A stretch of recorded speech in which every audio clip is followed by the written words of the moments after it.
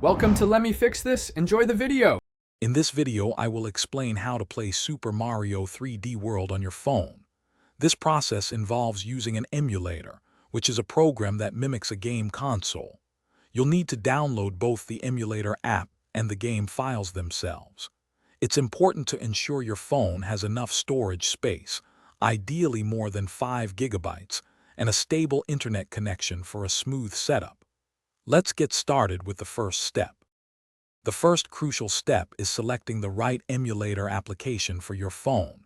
For Super Mario 3D World, you'll need a Nintendo Switch emulator. Popular choices for Android users often include Yuzu or Skyline. Always research to ensure the emulator is compatible with your specific device and operating system. Once you've made your choice, download the application directly from its official website or a trusted app store to avoid security risks. Next, you'll need to obtain the actual game files for Super Mario 3D World. These are often referred to as ROMs or ISOs. Be aware that these files are quite large, usually 6 gigabytes or more, so a fast internet connection is beneficial. It's vital to ensure the game file format is compatible with the emulator you've downloaded. Once acquired, transfer the game file to an easily accessible folder on your phone's internal storage.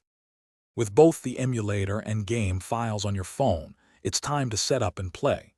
Open your emulator application and navigate to the folder where you saved the Super Mario 3D World game file. You might need to adjust some emulator settings, such as graphics or control configurations, for the best performance on your specific device. For a truly immersive experience, consider connecting a Bluetooth controller. Now, you're ready to jump into the game. Thanks for watching. If you found this helpful, don't forget to like and subscribe.